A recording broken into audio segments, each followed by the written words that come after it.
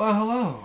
It's been a very, very long time indeed since I've decided to upload a video. I think about, well, more than a year and a half at this point. And just for various reasons over the last year and a half or close to 2 years since last uploading a video, I just haven't felt inclined to sit down and record one of these things. There's been no real topic of sufficient interest or importance that to me would warrant sitting down and putting in the effort required to make one of these videos. And just various other things have happened in my personal life, plus a mixture of, laziness and just general lack of interest. And that sort of contributed to me not really being terribly productive as far as YouTube video output is concerned.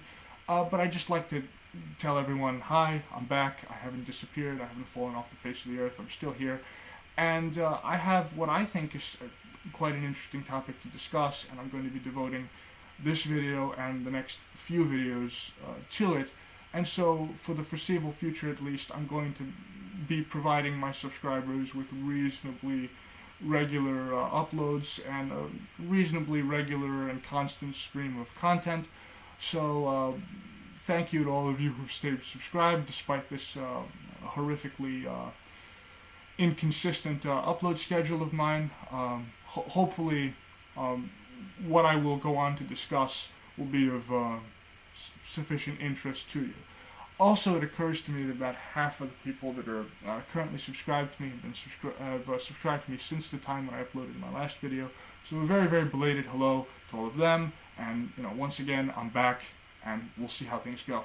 Now that the pleasantries are out of the way, I want to get to the meat of what it is that I wanted to discuss in this video, and that really revolves around a question that's been on my mind for a long time, something that I've really been thinking about and trying to get to the bottom of. And I think finally I have what seems to me to be a fairly good, fairly interesting, fairly enlightening answer to this question, and that's probably why I'm here sitting down in front of a camera once again. Now, the question that I have in mind, and that I say I've been thinking about, really is part of what Herbert Butterfield, the historian, called the quest for origins. Now, in my case, it has to do with this. I look around the world as it is today. I look around the modern West, and I see the just horrific, unbelievably dense and yet morally zealous radicalism and madness of the social justice warrior types, the third wave feminists, and really just the modern contemporary political left in the Western world. And all they're doing, they're open resort to violence and intimidation to shut down dissent. As I said, the just annoying screeching moralism and the complete and utter lack of intellectual substance to their arguments, because they're not used to dealing very often with people who disagree with them or with criticisms of their positions. But combined with all this, you also have this absolute assurance, this utterly unshakable belief that they're correct, that everyone else is corrupt, that everyone else must be shut down. And along with this general set of dispositions comes, their attitudes, the belief in multiculturalism, the feminism, the anti-racist crusadering, and so on. And I would look at all of these people. I would look at these. I really can't think of another word to describe them other than antinomians in the original sense. They're anti-law. They seem to be opposed to any sort of concept of kind of natural order to the world. And they seem to be possessed by this just destructionist impulse where they want to tear down everything. Be it the family, be it typical social relations, what have you. Anything natural that sort of emerges in the process of human social evolution, they just seem to brand as bad, and with their unending moralistic zeal, they seek to tear it down. And so as I said, I looked at these people and I began to wonder, how did we get here? How did we get to this point? Is there any event in history to which one could go back and say, all right, if this event and the consequences following from it had not have happened, we would not have had the current political left as it exists in the West? Is there any event to which I could go back and say, were it not for this, we would not have Anita Sarkeesian or Ade Skrillex. I can't even say that without laughing. Whoever it is that thought of that moniker for that guy is a genius. It's absolutely hilarious. But anyway, yeah. So is there anything from which the eventual emergence of these people could be deduced? And as anyone who's familiar with the historical writings of Murray Rothbard can tell you, Rothbard wrote a lot about the influence of religion, specifically Protestantism, specifically a form of post-millennial pietist Christianity, upon what eventually became the American left. And having come into contact with that years ago now, I became interested in exploring the influence of religion on political and social thought, and really on just social evolution and what effect that particular sort of thinking has on how societies ultimately turn out. Also, going further down the line, there is a blogger who is famous among alt-right circles, Mencius Moldbug, who, in describing the sort of intellectual genealogy of the American and by extension the worldwide left wing, because in the post-World War II world, essentially every left wing everywhere is a kind of reflection of the American left.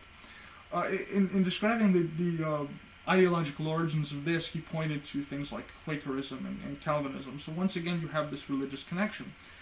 And to me, things like what had been written by Moldbug and Rothbard were interesting and enlightening, but they didn't quite go far enough, because it always seemed to me to be the case that, well, if you could deduce the American left from some particular strain of Protestantism or Calvinism, could you then go further back and say that without the Protestant Reformation, that wouldn't have happened, and so on? Couldn't you so almost arbitrarily wind back the clock to previous developments and then say, were it not for this, that wouldn't have happened, and sort of stretch out the causal chain of events back to the past?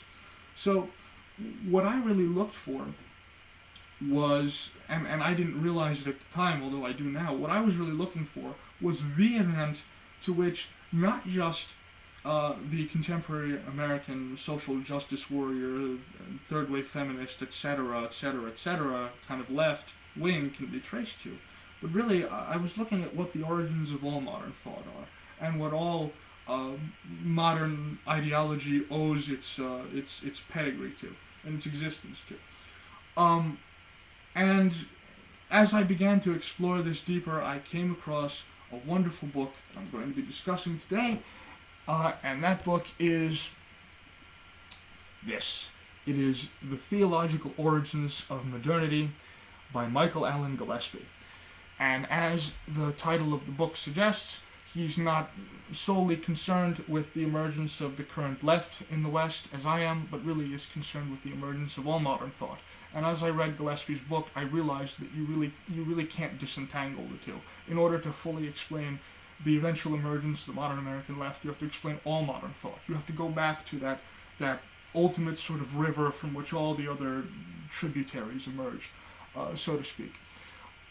So the event that Gillespie traces the origins of modern thought to is something that might appear surprising to many people upon hearing it for the first time, but he traces it to a kind of obscure theological debate in the seminaries of about 14th century Europe, the late medieval period, and it was a debate concerning the existence of universals. Now, what universals are in philosophy today, and I'll pause right now to give a brief discussion of the problem of universals so that we can really understand better what's going on here. Gillespie gives the very briefest of discussions. I'd like to offer something just a tad more substantive so that anyone watching this doesn't feel essentially lost if I were to dive straight into the history. But universals are basically properties. So things like greenness, height, triangularity, any property that you could ascribe to any object in the world. Now, if we think about medieval thought in general, and the sort of metaphysics that emerged out of medieval scholasticism. When it comes to the question of universals, the medieval scholastics were, broadly speaking, realists. Now, what that means, if you are a realist on the question of universals, that means that you think that universals have an extramental or mind-independent existence of their own. So, when you look at an object, like, let's say, for example, this book, which, is red here. You see that one of its properties is that it's red, and it's also rectangularly shaped. So it instantiates two properties, among others, redness and rectangularity. Now, if you're a realist about universals, you believe that there are such things as redness and rectangularity, and that these exist completely independently of the human mind. Now, there are differences among various, realist schools of thought, but the two broadest sorts of realism are Platonic realism and Aristotelian realism. Now, Platonic realism is the belief that universals exist as abstract objects, and that they exist in some special Platonic third realm apart from any particular object that may instantiate any property. So, just as there are triangles in the world that instantiate the property of triangularity, a Platonist would also say, well, there's also the universal of triangularity that exists independently of any particular triangle. So if you were to destroy every triangle in the world, triangularity as such would still exist. Even if you were to erase all knowledge of triangles from every mind in the universe, triangularity would still exist. A Platonist would hold that. Now, the Aristotelian position, and this is the position really more or less adopted by the scholastics because of Aristotle's influence on them, was that universals existed. They were mind-independent. So it was a form of realism, but it was much more moderate than Plato's. So Aristotle believed that universals exist, but they only exist insofar as they're they only exist in the form of instantiations in particular objects. Let's put it that way. So those are the two sort of broadest strains of realism about the question of universals. Now, the world of medieval scholasticism, as I said, was broadly realist, and the picture of the world and of nature, of man's place in nature, and of God, ultimately, that derived from this view was a very orderly one. Essentially, since universals existed, and since, according to the scholastics, they were what was ultimately real, it was really the universals themselves that were ultimate reality. Any particular thing in the world which instantiated them was real, but it wasn't real in the sort of ultimate true sense that a universal was real in. Also, they believed universals to be sort of reflections of the divine mind. And because particular objects in the universe instantiate universals, the universe was therefore thought to be a reflection of God and of God's mind. It was built according to the same structure that God's mind was built of, because they saw universals as just sort of part of God's mind and his nature. And so when anything instantiated them, it was reflecting God. And this obviously led to a very sort of ordered and rationalistic picture of the universe. Now, when you throw in some other features of Aristotelian metaphysics, especially teleology, which is just the idea of purposefulness, that things are driven towards some end, towards some purpose, something of this sort. The scholastic realists saw nature as teleological. So everything had a purpose, everything had its place, and you ultimately had this very ordered, very hierarchical sort of picture of the universe that came out of it. Now, the Nominalists, which were led primarily by William of Ockham out of the University of Oxford, although there were other proto-nominalistic thinkers like Peter Abelard, who people who like medieval history may know Abelard as being part of probably the most famous or the most infamous romance in medieval history. He was also a philosopher. Abelard was kind of a proto-nominalist. You also had people like Duns Scotus. Ockham drew on their thought, but he was the primary thinker to start off nominalism. And what nominalism did is it completely challenged this view. The nominalists said that universals did not exist. They were not real. They were not mind-independent. They were just fictions that humans created in order to make sense of the world. There were various theological reasons for why the nominalists believed what they believed.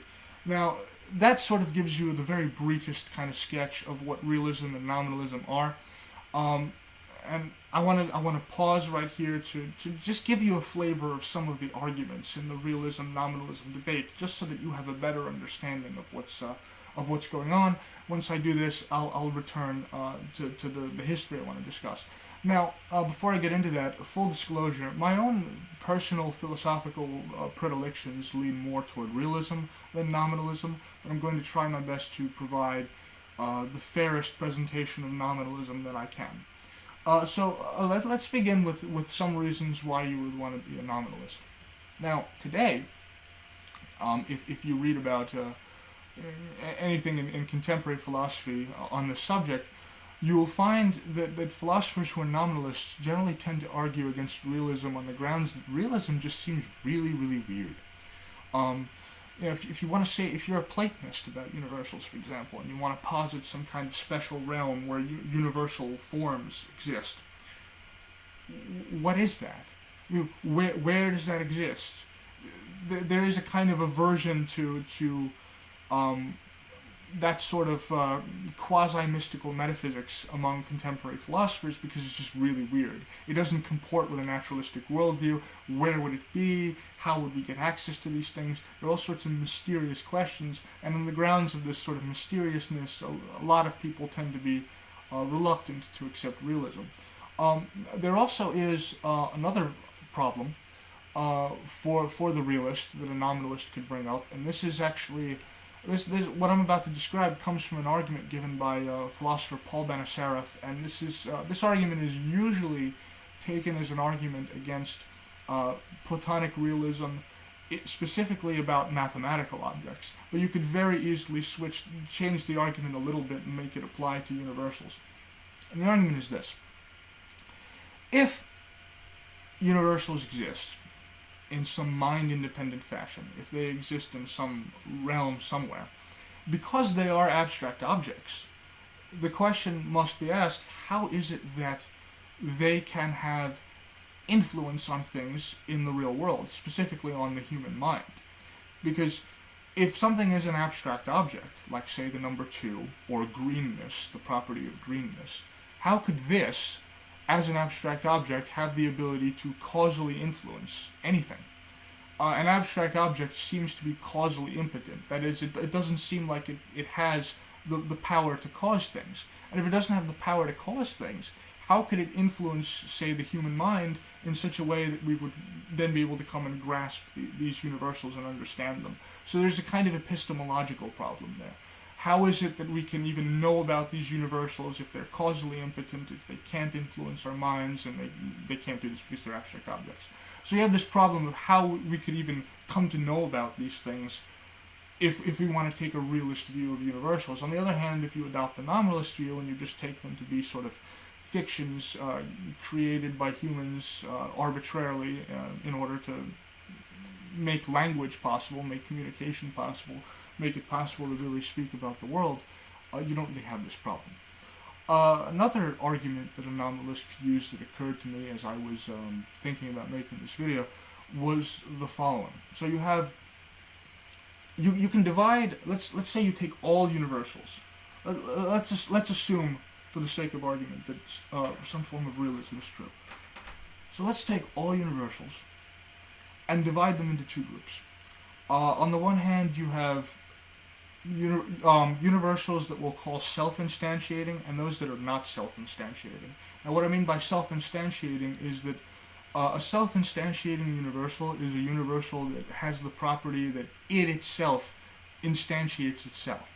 So the property of universality, of being a universal. that universal, the universal of universality, would itself be self-instantiating, because it itself, as a universal, would instantiate that property. So there are self-instantiating universals and then non-self-instantiating universals. But if you can divide universals into these two categories, then you must also have a universal for being self-instantiating, self-instantiatedness, and then non-self-instantiatedness. Now, the question then comes, what about the universal of non-self-instantiatedness? Does it instantiate itself or not?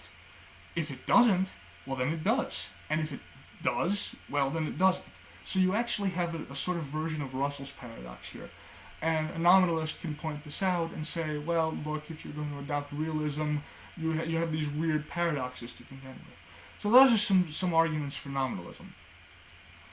Now, on the realist side of things, usually a realist will say something like this. It just seems obvious that things have properties. And if universals do not exist, then we have no objective basis for comparing any two things. We cannot take two red things and say that they're both red, if nominalism is true, because if redness is just an arbitrary fiction, we cannot say that any two red objects, for example, can be formed into a group and can be compared with one another. And if you can't compare any two objects, then that sort of does in science. I mean, if you can't make comparisons between anything, science is not possible. It's not possible to create, a systematic account of what the natural world is like, and so on. So one argument that a realist could make is to say that the skeptical consequences of nominalism are so severe that we would have to reject all of science whatsoever as illegitimate on the sort of metaphysics that a nominalist will posit. Also, there's another very interesting argument in favor of realism given by the philosopher Bertrand Russell in his book, The Problems of Philosophy, which I have somewhere in the back there. The argument goes like this. Now, let's say you have two objects. Let's say that they're both green. Now, since they're both green, we want to say that they're both green. But how can we explain this inclination on our part to call them both green and to say that insofar as their color is concerned, they're the same or they're similar? Well, a nominalist doesn't really have a good way to explain this. If you take a realist view of things, it's very easy to explain this inclination. You say both of these objects instantiate the universal of greenness, therefore they're both green, and therefore our inclination to compare them in that way is legitimate. If you're a nominalist, you have a problem. You can't do that because a nominalist doesn't think that universals are real.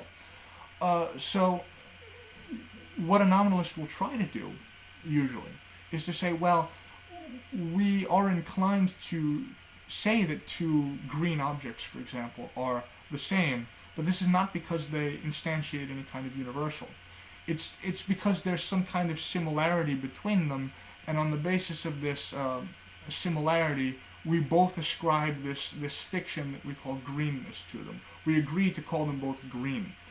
Now this is a problem, because the concept of similarity that the nominalist seems to be appealing to in this case itself is a universal. And so if you want to try and explain this in a nominalistic way, you seem to be driven back into realism about universals. Now the nominalist can try and say, well, this similarity only seems like a universal, but it's not, because that particular case of similarity between, say, two green objects, the case of similarity that we observe there, the case of similarity that we observe when we look at two red objects, or two blue objects, or two tall people, or two anything that have some property in common, each of those cases of similarity are themselves similar to each other in some way. So the nominalist can appeal to some kind of higher order meta-similarity. But the problem creeps up again. That's a universal. How do you account for that without appeal to universals? And so on ad infinitum. Right? So that's a very strong argument for realism. Yeah, that's sort of a very brief sketch. I mean, there are many more arguments that could be brought up. This is not even close to a comprehensive discussion of the debate. I just wanted to give a very brief picture to anyone watching this so they would sort of understand what's going on here. Perhaps in the future I could make a more comprehensive video on universals that goes into the topic in much more depth and detail, because it's a very abstract sort of philosophical issue. But it's very interesting, and as I'm going to go on to show right now, it has rather broad consequences. Now, so much for the realism nominalism issue in philosophy. Now that you're familiar with that, as I said, the view of the scholastics in the High Middle Ages and then going sort of into the late medieval period was broadly realist in this sense. Nominalism challenged this. Now, a few things need to be understood about the general sort of tenor of late medieval history. There are a few things going on. For one thing, by the 13th century, especially the late 13th century, the Crusades had been failing. Islamic military power had been re-emerging. It was once again becoming a threat to Western Christendom. The Crusader states in the Levant were becoming a serious financial drain on the European states that were keeping them afloat, and it was becoming increasingly more difficult to sustain them. You also had things like the Little Ice Age, which not terribly long before had completely devastated the agricultural economy prevalent in medieval Europe. You had a number of famines throughout the early 14th century in France and in England. You had the Black Death, all sorts of horrific calamities that really introduced a sense of societal decline, of chaos, and of real sort of fear into the general social climate. You also have the situation where Aristotle had been reintroduced into Western Europe, and the scholastics had adopted Aristotelianism, largely because Aristotle had been reintroduced to the West via the work of Islamic philosophers like Avicenna or Averroes. And because of this, the rising Islamic political and military threat that I described, there were many pious Christians, many theologians in the church who viewed anything that was in any way associated with Islam with a kind of suspicion. Also, the church hierarchy had also been, quite wealthy. Bishops and church officials viewed the church as being sort of the representative of God or the Holy Spirit on earth, and many of them believed that they should live in such a way as would reflect that status. But you also had certain tendencies within Christianity to want to spurn that kind of wealth. So you had many Christian groups in the late medieval period, like the Franciscans, they were the most prominent ones, who said that in order to be a true Christian, one must imitate the life of Christ, one has to spurn this kind of wealth, one has to walk the Via Dolorosa, one has to imitate Christ and go through his sufferings in however one could, and that was the true Christian path. And along with all that came that kind of skepticism of Islam, and it all sort of culminated in a desire to return to what was believed to be a more primitive and more original Christianity. So, because you had this emerging skepticism of Islamic philosophy, and then by extension of Aristotelianism, those that were skeptical of it were watching these Aristotelian sort of scholastic theologians, and although opinions differed among them, there were some who even believed, for example, that that religious revelation or even the Bible was not necessary in order for humans to discover what their ethical duties in life are. Now, you may need the Bible for supernatural reasons, to learn about man's supernatural destiny and so on, but because the Aristotelian scholastic realists believed that man was a natural being with a natural end. Remember, the realists thought that nature was teleological because they were Aristotelians. They thought that one could discover one's ethical duties just by way of pure reason. That too, and that led them to sort of de-emphasize Revelation and the Bible, and that led a lot of these more reform-minded people within the church who, as I said, wanted to return to a more primitive Christianity, to be very wary and skeptical of these sorts of trends. So you have this skepticism of Islam, this general skepticism of philosophic reason, this desire for more primitive and more original Christianity, and that all culminates in an aversion to and a skepticism of Aristotelianism. And that leads to two condemnations of Aristotelianism being issued by the church, one in 1270 and then again in 1277 by the Bishop of Paris, Etienne Tampierre, and then the Archbishop of Canterbury, who at that time was named Robert Kilwardby. That sort of began, and the interesting thing about those condemnations was that in them they laid a very special emphasis on power as being God's primary characteristic. That the most important thing about God was his omnipotence. The realist vision, because it was so rational and so structured and so ordered, was very different in its emphasis. Now, the realists, of course, believed that God was omnipotent, but their emphasis was always on God's intellect, on his reason. That was considered to be his primary property.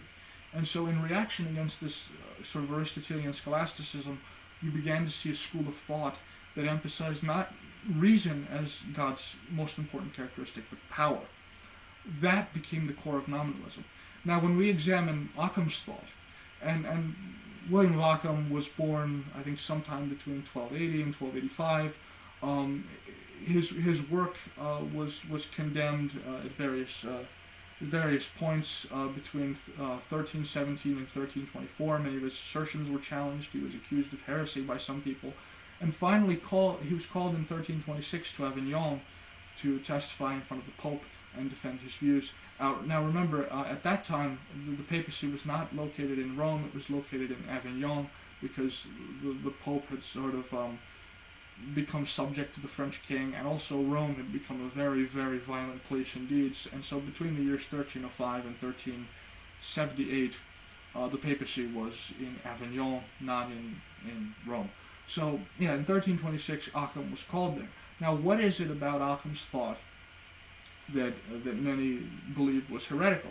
Well, as I said, he was part of this anti-Aristotelian reaction, and so just like those earlier condemnations that I mentioned, he emphasized divine omnipotence as being the most important aspect of God.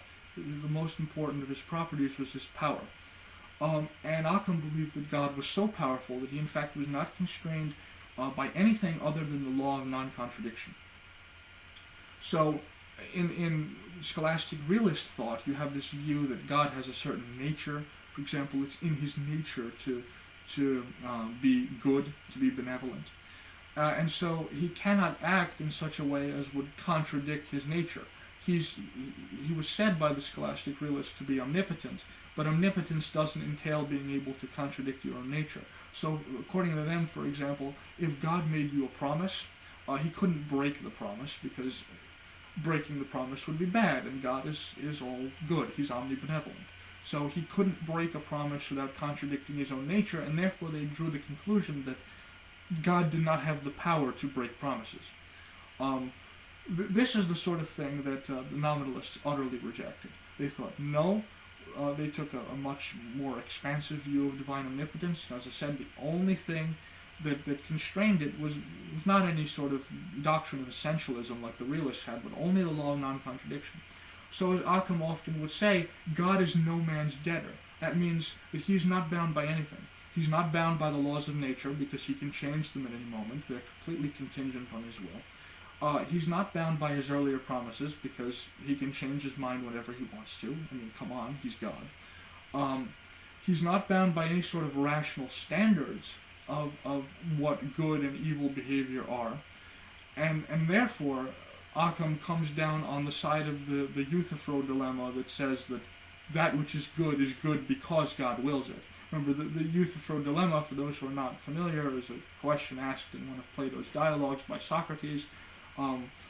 Is something good because do the gods will something because it is good, or is something good because it is willed by the gods? Now, Ockham comes down on the second side of this debate. He says that which is good because God wills it. So anything God wills is okay.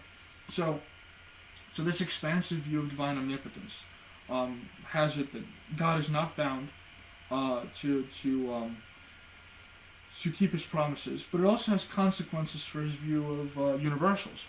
Now, Ockham would say that realism about universals had to be wrong and had a theological reason for rejecting this view. He said that it is not possible for universals to be anything other than fictions generated by the human mind, because if they were real, then it would not be possible for God to destroy any particular instance of a universal, that is, any particular object that instantiated a universal, without also destroying the universal itself. And that would lead to bizarre conclusions like that it would be impossible for God to send any one person to hell without thereby also damning all of humanity. Now, Ockham thought that was clearly absurd. Clearly God can do that, and that seems to contradict realism about universals. Therefore, realism about universals is false. Now, I should point out, by the way, just as an aside, that this is only a good argument within the theological context. This is only a good argument against an Aristotelian version of realism. If you're a Platonic realist, then universals exist independently of the objects that they instantiate, and so of course you can destroy particular objects without destroying the universal. But anyway, this seemed like this was a fairly good argument against the Aristotelian notion of it. Now, there were some scholastics who thought that universals existed in the mind of God. I'm not going to go into that because it would take me too far afield, but the point is that was the sort of flavor of Ockham's arguments. He rejected the real extramental existence of universals on the grounds of his belief in divine omnipotence. Now, because universals did not exist, this had radical consequences for metaphysics and for science, ultimately. For one thing, because Ockham was a nominalist, he had to accept the view that two things could not be legitimately compared. Now that means, as I pointed out earlier, that science is impossible. You cannot study the natural world and discover law-like patterns in it, because any thing that seems like a law-like pattern that you would discover would just be contingent upon God's will anyway, and he could change it at any moment. So anything that you do discover by way of examining the natural world can never rise to the status of full knowledge, because God at any moment could will it to change. Now this is also interesting because in the scholastic realist view, because nature was a reflection of divine reason, you could learn about nature via a kind of syllogistic logic. On the nominalist view, you can't do this, because there are no universals, and so you can't learn anything about nature through logic. The only way you can learn about objects in nature is to examine them empirically. Now, that's very interesting and very important, because in subsequent videos, when I talk about the consequences of nominalism down into the future, it may at times seem like, because I'm blaming all of the modern world and eventually social justice warriors on the nominalists, it might seem like I'm taking nominalism as a whole to be a totally bad thing with no good aspects. That's just not true. I don't want to convey this impression. So it should be emphasized here that if nominalism is taken to an extreme, science is impossible. But it does also have the consequence that anything which could be learned about the natural world can only be learned by empirical investigation. And so if you adopt a more moderate sort of nominalism, you actually open the door for empiricism in science and the eventual emergence of the scientific method. So there are good consequences to nominalism. More on that in future videos. That's just an aside. So you can only learn about the natural world through empirical observation. There are no real laws of nature in any final sense, because God can change them. Also, because nature is not teleological, because formal and final causes don't exist. Again, very brief aside on Aristotelian metaphysics, Aristotle believed there are four kinds of causes: material, efficient, formal, and final. The material cause of something is just the material stuff that it's made of. The efficient cause is the cause of an event in sort of what we would call the terms of physics. So why did the billiard ball move forward? Because another billiard ball that was moving at a certain velocity struck it at a certain angle. That would be an example of an efficient cause. A formal cause would be the cause of something with reference to the universals that it instantiates, or its nature, or its essence. And then final causes are about teleology and purpose. Now, because the nominalists rejected realism about universals, they had to reject formal and final causes, and that led to only material and efficient causes being permissible. And as I'll go on to discuss in future videos, that's basically naturalism. That's basically ontological naturalism. It only allows for material and efficient causality. So I hope you can see sort of a little bit how they eventually had an influence on the emergence of what's today called a scientific worldview, or even scientism. But anyway, so because nature was not teleological, you could not, by way of philosophic reason, determine what was morally right for you to do. Therefore, the only source by way of which you could learn about morality was religious revelation and the Bible. Essentially, the Bible is a divinely revealed instrument, and it was thought that the only way that you could learn about morality was to consult it. Now, the problem with this is that if nominalism is taken far enough, and if God is so supremely free and all-powerful that he doesn't have to make good on his previous promises, it sort of leads to the conclusion that not even the Bible can be relied upon. Because all the Bible really is a record of things that God has said in the past and previous promises that he's made. But if he's not bound to keep those promises, how can we even trust in the Bible? Now, to avoid this heretical conclusion, Ockham and his followers tried to distinguish between God's potentia absoluta, his absolute power, and his potentia ordinata, his ordained power. That is, they distinguish between what God could do and what he would do. So, what God could do is essentially anything that isn't self-contradictory, and what he would do is just previous decisions that he made. Now, this distinction in practice couldn't hold up because, once again, God was not bound, according to the nominalist view, to keep his promises. So really, the only way that nominalism could sort of avoid these kind of heretical and terrible conclusions is to really not emphasize them too much. And nominalists were kind of, pretty artful at not really overemphasizing these kind of horrific conclusions. But what they did do is they influenced a drive to sort of return to Scripture and to learn about and discover what it is that it is moral for humans to do by way of reference to the Bible and not by way of philosophy. And this has obvious tie-ins to the Protestant Reformation. That's really what Luther tried to do. He's sort of go back to the Bible. That was his idea, this kind of return to a more original, primitive Christianity, not encumbered by all these fine scholastic distinctions with all of this kind of pagan and ungodly realism as you would have it. So nominalism influenced the emergence, I want to argue, and I'm only briefly saying it here, I'll discuss it in more detail in future videos. Nominalism influenced the emergence both of scientific naturalism and of the Protestant Reformation, but also had one further effect. Now, as I said, according to Ockham and the Nominalists, God was absolutely powerful. He was not required to keep any of his promises. And good and evil were thus entirely contingent upon his will. Now that meant that one could never really be sure whether one would be saved or not.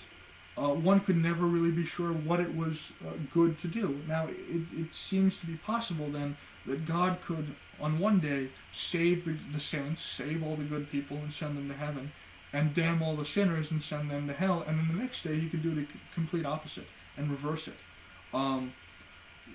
So it really began to be a legitimately terrifying thing. And in fact, later on, because Luther was influenced by nominalism, this really terrified Luther. How could one be sure of salvation? There was really sort of no good answer to this on nominalist grounds. But one other interesting consequence that came out of this extreme focus on divine power is that it allowed for an increased focus on the human will as well. So if God's most important characteristic is his power, and if humans are made in the image of God, then humans are also primarily willful beings, and their will is also their most important characteristic. And this allowed for a great emphasis on human will, on human power and what humans could achieve on their own. Now, the nominalists themselves didn't do this, but the point is that they opened the door for this kind of thing. They made discussions of this sort possible. And that eventually is what influenced what became humanism. Because in humanism, especially in its later Italian variety, it became very sort of Promethean. There was a lot of talk about humans, rising to greatness and mastering all sorts of subjects and areas of inquiry, doing great deeds. This very strong emphasis on human will, that also came out of the nominalist revolution. Now, because nominalism allowed for this great emphasis on human will, a lot of more orthodox theologians accused nominalists of Pelagianism. Pelagianism is basically the doctrine that humankind on its own power can attain salvation, that it does not require divine assistance. Now, in Orthodox Christianity, that view for a long time, since the time of Augustine really, has been considered heretical. And the obvious reason why it's heretical is that if it's true that humans could attain salvation on their own without divine assistance, then what was the point of Christ's sacrifice, right? Christianity appears to be sort of pointless in that view. But a lot of nominalists were accused of Pelagianism because their views opened up the possibility of giving a strong emphasis to human will and to more robust philosophies and metaphysical views of what the human will was. Now, this accusation, I think, is totally unfair because even though the nominalists considered humans to be primarily willful beings, their emphasis on the power of divine will was so great that it completely overshadowed any human will. Remember, they said God was not bound to respond to anything that humans did. His decisions to save or to condemn any particular human are arbitrary, completely dependent on himself. He doesn't have to respond to anything. You can sort of, by the way, see shadows of the doctrine of predestination, not even predestination, but just the general Protestant view that justification is to be had by way of faith alone. That is, you are saved by virtue of faith alone, not by virtue of what you do. Because, again, Luther was a nominalist. So, so having discussed all of that, you can sort of see in a very kind of brief way, and I realize that I've done this sort of unsystematically in a haphazard way. Future videos will be more clear. I just wanted to give a brief picture of where we're sort of going with this. But as I hope all of you can see, there were three great ideological movements that I want to argue were decisively influenced by nominalism and by its conception of God as being this terrifyingly omnipotent, almost tyrannical sort of overlord, where all that mattered about him was his power, and nothing constrained him.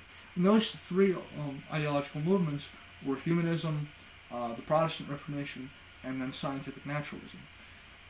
Now, from these three currents of thought come virtually all of modernity, and since all three of them can be traced back to nominalism, I want to argue that all of modern thought, all of it, can be traced back to the nominalist revolution and to its view of God.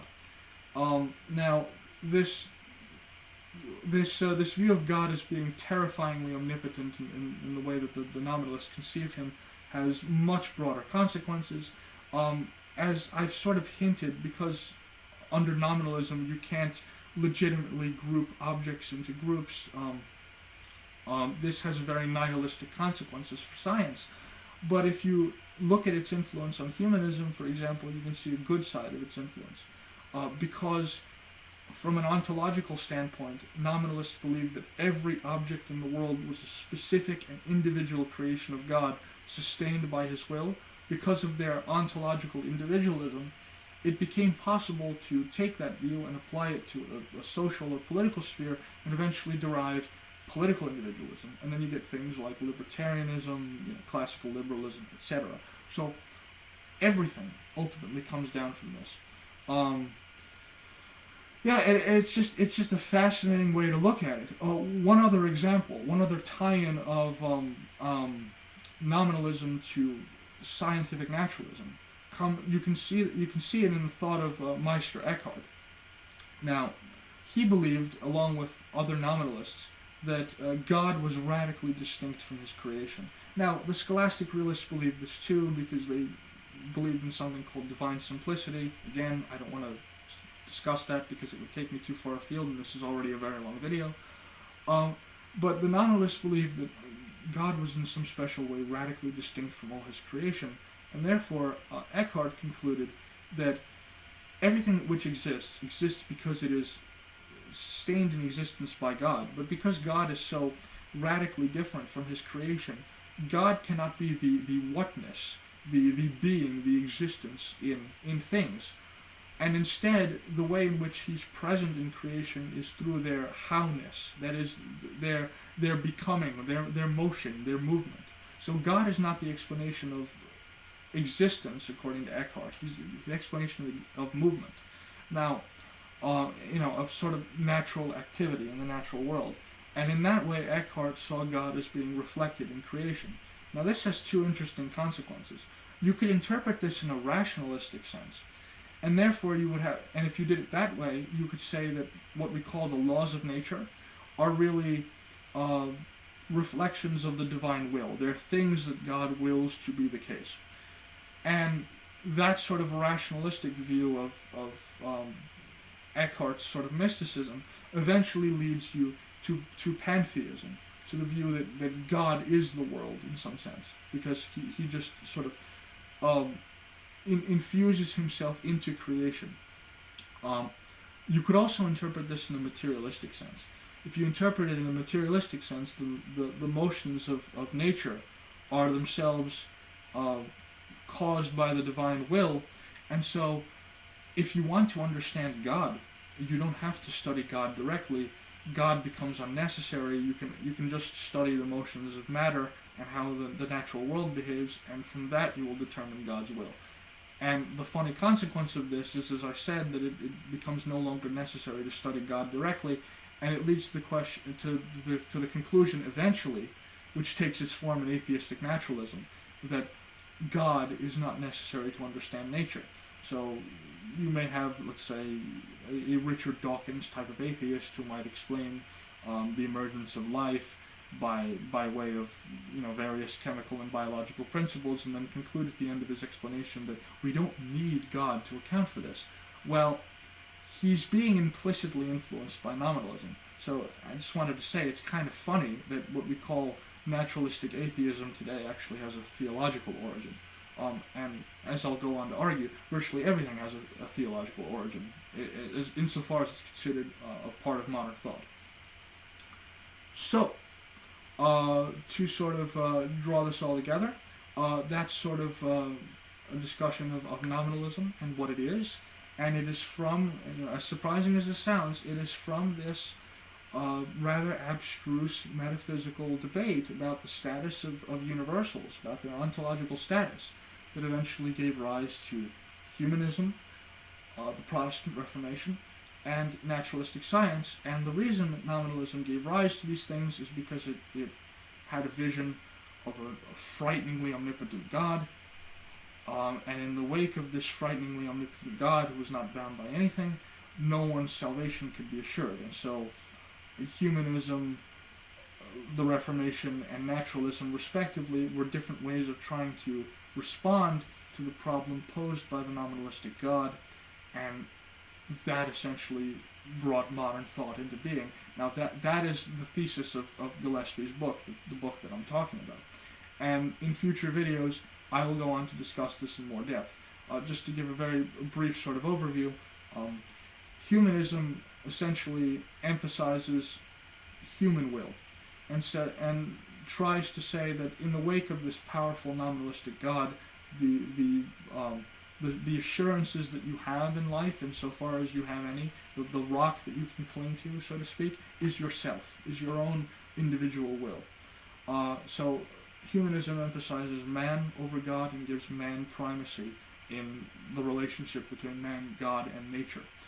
Protestantism emphasizes God. God is all-powerful, Scripture is the only source of knowledge about God, faith alone saves, etc., etc.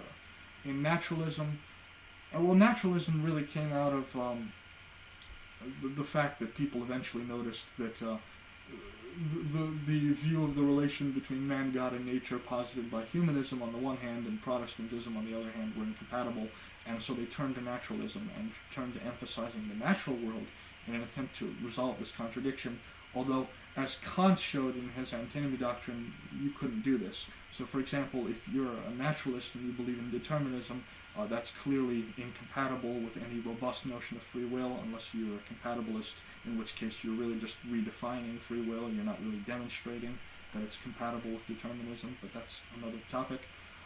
So, yeah, that's really it.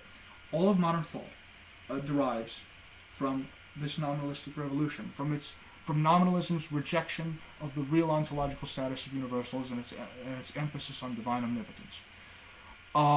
Now, in the next video that I'm going to be making, I'm going to be talking about humanism. I'm actually planning to make two videos about humanism. The first one will be about Petrarch and his views on the nature of man, of what man is, and how his thought eventually gave rise to what we call political individualism, notions of human rights, and many other things. The next video on humanism will be the more sort of Promethean heights of humanism, how it sort of became more extreme in the views of people like Pico della Mirandola, and I also would like to probably then talk about the connections that more extreme vein of humanism might have to things like fascism or communism, with its notions of overcoming human nature, and its notions of creating a new man, and that sort of thing. But that's really what I wanted to discuss in this first video, is that modern thought derives from this kind of abstruse theological debate about the status of universals. And it's almost unbelievable, but you can actually say that Ockham is the great intellectual grandfather of Age Skrillex and Anita Sarkeesian. And future videos, I hope, will make that connection more clear, so stay tuned. That's all for now. You'll have more coming. If you have any questions, if there's anything that I explained that wasn't clear, feel free to ask. That's all. More to come in the future. MAGA.